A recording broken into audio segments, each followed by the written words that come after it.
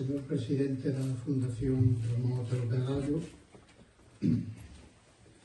señor presidente de honra da institución, autoridades autonómicas, provinciais, locais, señor alcalde de Amoeiro, veciñas e veciños de Trasalba, miñas donas e meus señores.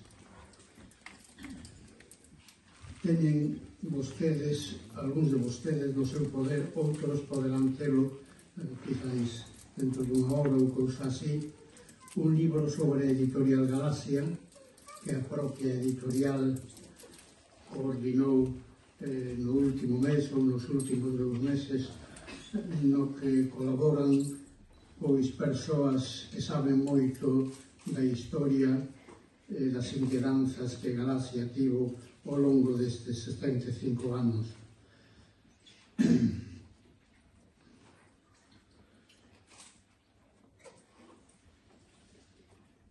O libro que eu teño a obriga por deferencia de don Eduardo López Pereira de presentar, o libro non o vou comentar detalladamente polo miúdo porque é unha cuestión que se sai un pouco das coordenadas deste acto.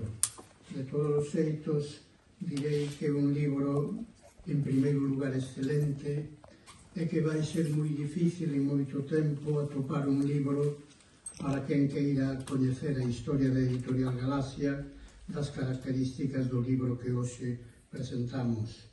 Consta, en primeiro lugar, de 13 artigos máis ou menos extensos, solicitados a determinadas persoas que eu diría que en xeral teñen unha vinculación importante coa editorial Galaxia e en todo caso saben moito de Galaxia, pero desde dentro. Tamén conviña que se falase de Galaxia neste libro ou noutros libros que xa virán un pouco desde fora.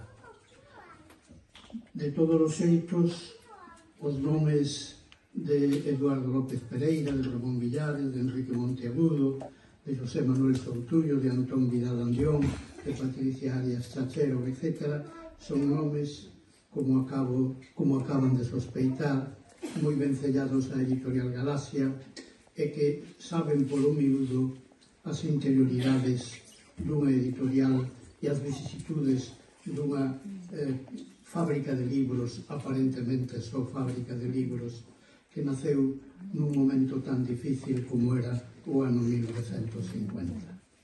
Logo virán 18 artigos breves que, se os autores dos 13 anteriores mo permiten, a min son os que máis me interesaron.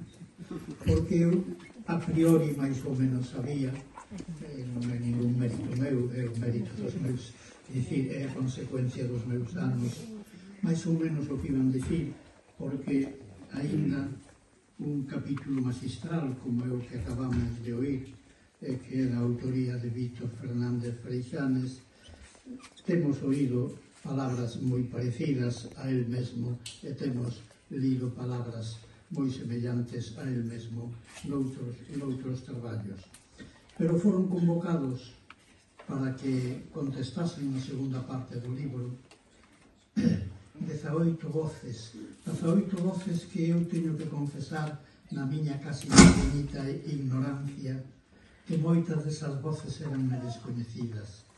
E ao final da miña disertación que quixese que fora breve, hei de reproducir senllos fragmentos desas 4 voces que son voces de mulleres e de mulleres novas e que teñen unha importancia especial se eu logro trasladar a todos vostedes o que eu quero decir sobre a singularidade cultural da editorial Galaxia. Porque a editorial Galaxia, xa o dixo Víctor Freixanes, pero a editorial Galaxia nace nun tempo histórico, nun determinado territorio, en Galicia, en Vigo, en certo modo, aínda que o acto fundacional e simbólico ten que ser en Santiago, que de algún xeito era a capital de Galicia. Ademais, a terra de Santiago Apóstolo, non esquezamos. Esa editorial nace cando Galicia, eu se tivese que escoller un sustantivo de todo o vocabulario galego, de todo o vocabulario do dicionario de Don Eladio ou do actual dicionario en cursos de edicións distintas da Real Academia Galega, collería a palabra ermo. Eu non falo desde dentro, porque orgánicamente nunca pertencín a Galaxia, pero quizáis teño ningún mérito, pero dase nin unha circunstancia biográfica que non teñen nin Soutullo, nin Freixanes, etc., porque cando eles nacían ou estaban a punto de nacer ou estaban a punto de publicar o primeiro libro ou estaban a punto de pensar no seu primeiro ensaio, xa eu era un home de Galaxia, un home novo, con 21 ou 22 ou 23 anos, porque eu publiquei o meu primeiro artigo, vamos a chamar filolóxico, na serie Grial, na colección Grial, vamos a chamala así, que ainda non era revista, no ano 1951, ocasión en que proíben Grial, porque de feito o número 4 xa saiu un pouco ilegalmente. Quen era eu? Pois eu estaba nas condicións óptimas para entender o fenómeno de Galaxia, pero para entendelo desde o seu nacemento, e para entendelo desde fora e tamén un pouco desde dentro, porque eu tive o privilexio, eu tive a sorte desde o ano 1951, cando publiquei en Grial ese pequeno ensaio, de tratar persoalmente e epistolarmente a Ramón Piñeiro, e persoalmente a Francisco Fernández del Riego, persoalmente a Xaime Illa. Por lo tanto, cando digo que estaba un pouquinho dentro, digo algo que é rigurosamente certo, pero tamén como orgánicamente nunca pertencín á Editorial Galaxia, estou contemplando un pouco desde fora. Está mal que eu faga esta pregunta, quen era eu? Pois eu era un rapaz novo que no ano do 46 ou 48 estudou no Instituto Santa Irene os dois últimos cursos do bacharelato daquela, o sexto e o séptimo. Nese momento eu, está mal que eu agora me gabe, pero como non está aquí a miña avoa, teño que facelo eu. Eu tiña unha inclinación ao que hoxe chamamos as letras, e sobre todo ao que hoxe eu daquela non sabía moi ben como chamar, ao que hoxe chamamos a filoloxía, os saberes que teñen que ver fundamentalmente coa palabra. Eu non era un mal alumno de latín, eu non era un mal alumno de literatura, eu non era un mal alumno de gramática castelá, que era a única gramática que había. Na época de Cervantes, que foi un gran alumno de López de Hoyos de gramática, era gramática latina, non era gramática castelá. Non era un mal. Por lo tanto, está claro que eu era un alumno de letras, e que era un alumno de letras que ia sobre todo por o vieiro da filoloxía. Pero era un alumno de letras que do 46 ao 48 tiña como fala familiar, como fala cos seus máis achegados, como fala cos seus parentes, cos seus veciños, cando vivía na aldea, sobre todo, tiña o galego. Pero no instituto eu nunca oín falar en galego a un profesor, nunca oín recitar un verso en galego a un profesor, e eu, que repito, non era un mal alumno en latín, en gramática, en literatura, e en todos aqueles saberes que algunha relación teñen que ver non só coas letras, senón con aquilo que eu, quizáis un ano despois, xa vou saber o que é a filoloxía. E a filoloxía, etimolóxicamente, como saben vostedes moi ben, é o amor á palabra. Pois ben, aquí estou eu, que o que teño ante a miña lingua é vergonza.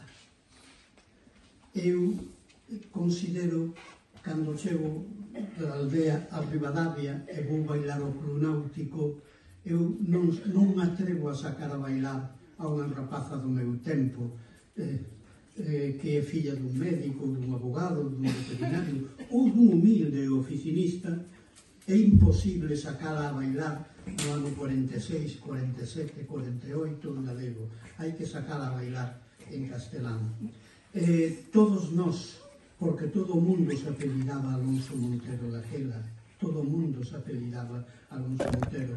Incluso había persoas en Galaxia, comprometidas en Galaxia, algunha foi á prisión polo seu compromiso con Galaxia, que tiñan como lingua externa, como lingua gremial, como lingua litúrxica e como lingua intelectual o galego, pero na casa, no fogar, coa súa muller e cos fillos, se é que os tiñan, no caso que estou pensando non os tiñan, era o idioma social deles, era o castelán. Neste ermo de súpeto aparecen 5 homes que se chaman Ramón Otero Pedrallo e Fermín Penzol. A beira deles 3 homes que veñen das mocedades galeguistas que se chaman Xaime Isla, Ramón Piñeiro e Francisco Fernández del Riego. Os 3 están nunha mesma causa e os 3 son bastante distintos. Eu, con todo o respeto ao que aquí se dixo, o que se di no libro e o que haberá aínda que decir, eu creo que non se entende a editorial Galaxia se un non pon o acento na figura de Ramón Piñeiro. Señoras e señores, eu creo que se non existise Galaxia, hoxe non existiría este acto. Eu creo que se non existise Galaxia, habería unha literatura galega máis ou menos en cantidade, calidade, xéneros, temas, dimensións e modalidades como a actual literatura bable, que é heroica, pero realmente é cativa e pequena. Pero a editorial Galaxia é Otero Pedrallo, e Fermín Penzol, e Fernández del Riego, e Xaime Isla, pero é sobre todo un ser humano irrepetible, que se chama Ramón Piñeiro, co que eu tive moitas polémicas, pero das que estou refesante, porque nesa polémica sempre tivo razón el. Separábamos o marxismo, pero nos momentos en que eu tive un pouquiño de lucidez non nos separaba nada. Estábamos totalmente unidos por unha causa común. El defendía a lingua e a literatura galega e ninguén fixo tanto pola lingua galega como Ramón Piñeiro. Pero Ramón Piñeiro era un home sobrio, un home austero, un home quixotesco, un home anegado, un home paciente, un home manso, un home inteligente e, ademais, eso quizáis non o saben vostedes, era o políglota máis grande que ten dado Galicia. Como dixo Manuel Fernández, un profesor de filosofía amigo del, coñecía todas as linguas do espírito. E como coñecía todas as linguas do espírito, pasamos pola súa cátedra, porque, señoras e señores, Piñeiro foi catedrático. Piñeiro non foi licenciado en nada, nin en letras, nin en ciencias. Cando estaba máis ou menos intentando terminar filosofía e letras en Madrid, meteuse en política, polo que acaba de decir Freixanes, para que Castelao fose ministro representando a Galicia no goberno republicano no exilio de José Giral. Pero outra cousa non fixo con títulos. Non era un home austero, era un home pobre, era un home con moi poucos recursos e ni siquiera era licenciado en filosofía e letras porque se meteu a política no medio. Pero Piñeiro, que estivo 3 anos na prisión, 46 ao 49, estuvo á beira de quen foi fundamental logo na reconstrucción da literatura e da cultura vasca, de Michelena, de Coldo Michelena. Ali estuvo cismando durante eses 3 anos de prisión en que habería que facer algo que xa non tivese que ver coa clandestinidade. A clandestinidade ten unha función na política, pero ten que haber tamén outras actividades que non se produzan na clandestinidade. E incluso sendo o franquismo unha dictadura, Non é unha dictadura tan férrea que non teña pequenas fendas, que non teña pequenas regandixas. Por lo tanto, hai que crear unha institución legal e desde a legalidade traballar. O mismo facía o Partido Comunista cando se mete nos sindicatos, e dos sindicatos crean comisións obreiras e organizan as folgas de estudios do ano 62, que son un punto de inflexión na historia política e sindical e social de España. Hai que meterse nas institucións ou hai que crear unha institución dentro dos parámetros da legalidade. Isto vai ser a editorial Galaxia. Pero a editorial Galaxia xorde nun ermo en que os novos, os Alonsos Monteros que estudian no Santa Irene ou en calquera outro instituto de Galicia, aínda sendo falantes de galego na súa casa, na súa aldea, en boa parte da súa vida cotiá, resulta que teñen vergonza ante o galego. E sempre que poden, tapan esas vergonzas, sempre que poden, tapan os seus farrapos lingüísticos. Eu recordo, cando fixen o examen de ingreso do bacharelato, comendo con miña nai, estaba eu admirado por unhas rapazas que acababan de sair no Instituto de Ourense do examen de latín, eran de terceiro, tiñan máis ou menos o mesmo tempo, inda que eu acababa de facer o ingreso, 13, 14 anos, e eu estaba maravillado por todas elas, polo guapas que eran, e polo atractivas, sobre todo unha, a quen eu chamo nese artigo famoso, que eres máis caldo, Suso, a quen eu chamo a miña. Entonces, miña nai, que pensa que vamos perder o coche de liña, pregúntame, Suso, que eres máis caldo? E eu non quería máis caldo, eu o que quería era mirar para as rapazas, sobre todo para a miña, que ademais de guapa, eu consideraba rica pola casa, etc. E eu non me atrevía a decir que non, porque se decía que non, elas decatábanse por este signo lingüístico que eu tiña que emitir, que eu falaba unha lingua B, daquela non se decía lingua B, que falaba a lingua dos da nación sociolóxica dos da baixo, daquela tampouco se decía eso empecé a decirlo eu cando me convertí en sociolingüista marxistizante por aqueles anos 60. Nese ermo, que facer? Pois o que hai que facer é poñer unha cátedra en Santiago, pero non na Facultade de Filosofía e Letras na oficial, non. Nun domicilio que estaba na rúa Xelmírez, número 15, cuarto andar sin ascensor.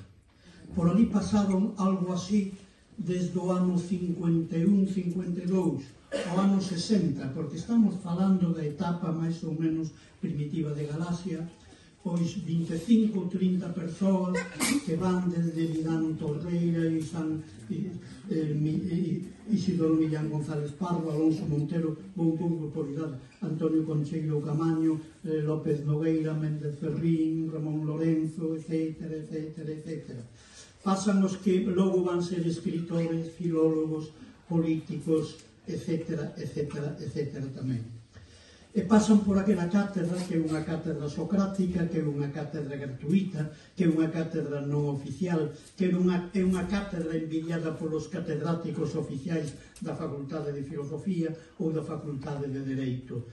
E sin ese home abnegado, sin ese home que, por non ter, non tiña vaidade, que é un caso único ata onde eu sei na historia das letras mundiais, non ter vaidade. E ese home entregouse. Ramón Piñeiro é fundamental. É probable, señoras e señores, a miña proposta para un debate, que non existiría este acto hoxe, non existiría se non existise a editorial Galaxia, e sobre todo se a editorial Galaxia non tivese un home como Ramón Piñeiro, porque homes esforzados, entregados, comprometidos, traballadores, etc., como del Riego, quizáis había algúns en Galicia.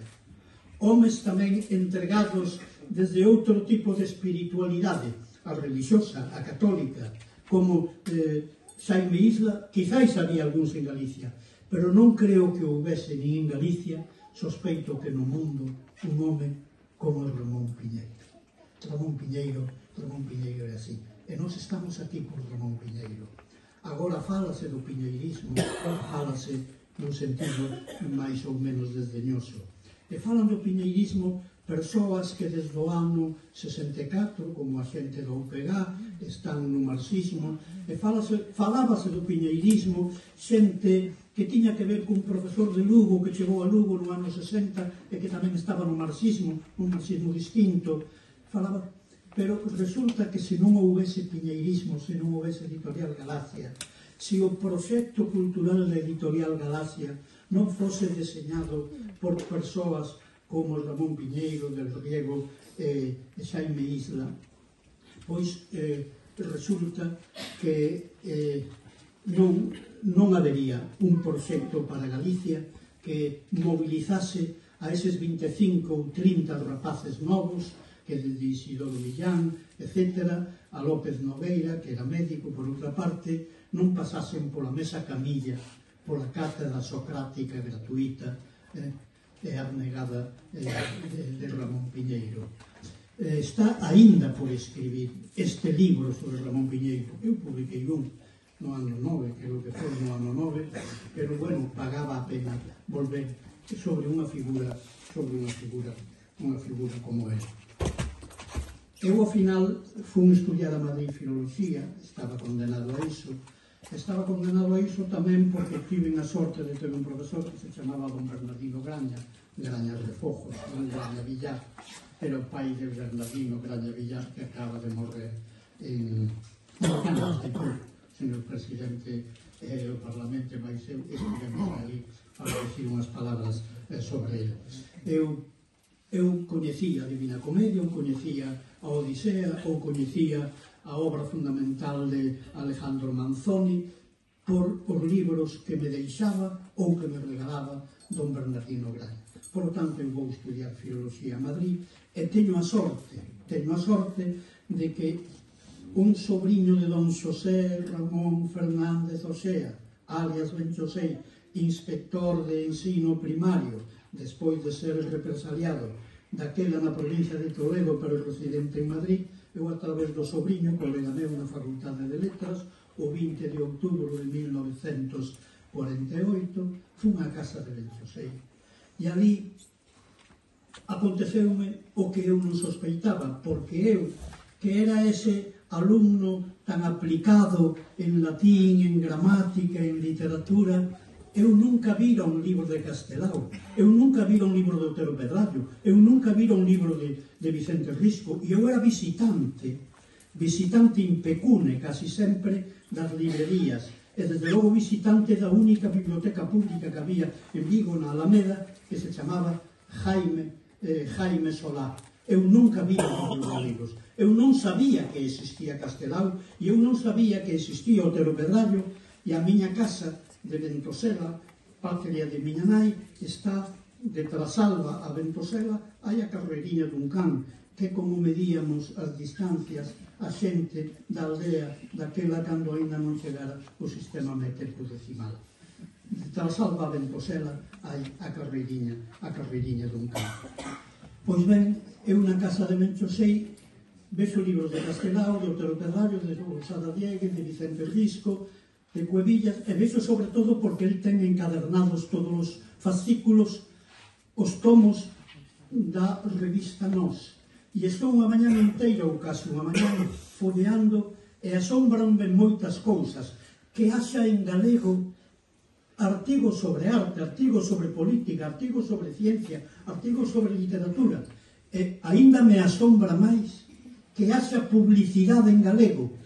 Entre os anuncios, aquí está o fillo, Manolo Peñarrey, o meu camarada, anunciábase tamén na revista Nós o sanatorio de teu pai, o ilustre e represaliado ginecólogo don Manuel Peñarrey. Por lo tanto, xéneros literarios, por chamalos de alguma maneira, que eu non sospeitaba que poidesen empregarse nunha lingua B, estaban todos ali. Todo eso que eu debo a Ben Xosé. E a través de Ben Xosé chego epistolarmente a Ramón Piñeiro, logo persoalmente, e, por lo tanto, bueno, eu son o máis veterano de Galacia. Non orgánicamente, pero aí aí estou en Galaxia. E esta concepción de Galaxia, que parte do ermo, esta concepción de Galaxia que non é, como di Otero Perdario nun artigo, unha sociedade mercantil, non, é unha sociedade aparentemente mercantil que está ao servicio dos altos valores do espírito de Galicia. Isto é. E ainda que había algúns libros daquela, en bibliófilos galegos, en Monterrey, etc., eran cousas máis ou menos esporádicas que non respondían a un proxecto de conectar coa cultura literaria anterior ao 36, un proxecto donde, ademais de conectar coa cultura literaria anterior á Guerra Civil, había que definir a cultura literaria galega como algo distinto, como algo que a xente non asocie o folclore, o ruralismo, o costumismo pintoresco. Daí a insistencia por parte dos de Galaxia desde os primeiros anos en publicar traballos filosóficos, en publicar traducións de autores daquela moi importantes, como é o caso de Heidegger. Por eso Heidegger foi tan perseguido, sendo Heidegger un home nazi, en certo modo, que non tiña nada que ver co comunismo ni co separatismo, que eran as dúas bestas negras do franquismo. Pois ben, eu vou terminar. E agora verán por que dixen todo isto. Porque todo isto levouno ao máis fondo do meu espírito a lectura que fixen hai 3 días do exemplar co que me agasallaron o outro día os dirixentes de Galaxia do libro que teñen vostedes na man. E leín con moita atención as 18 intervencións máis ou menos breves de unhas escritoras, 5 concretamente,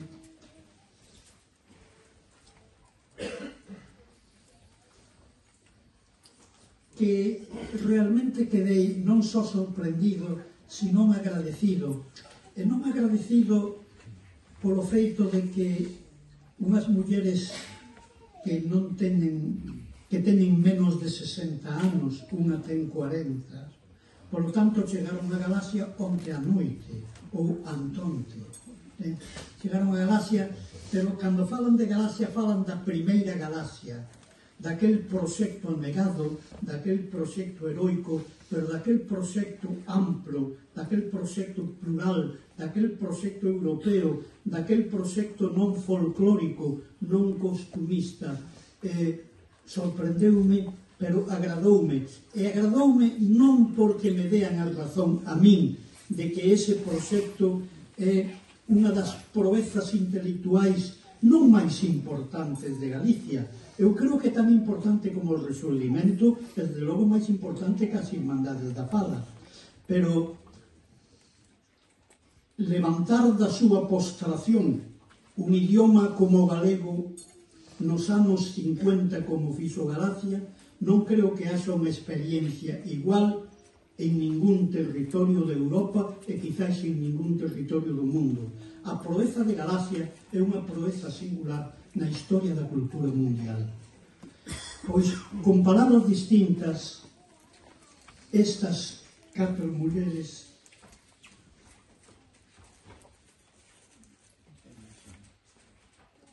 confortáronme hai 2 días cando as leí.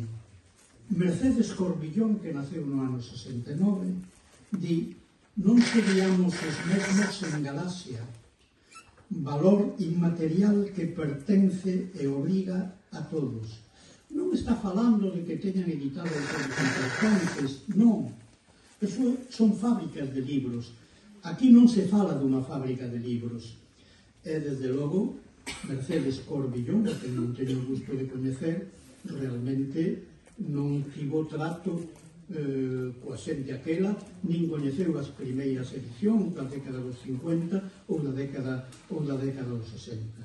Ben logo, alguén que naceu no ano 72, Paula Carballeira, que di máis explícitamente: un editorial que garda a memoria do que fomos, que recolle o testemunho do que somos e que nos ofrece a posibilidade de crear o que seremos.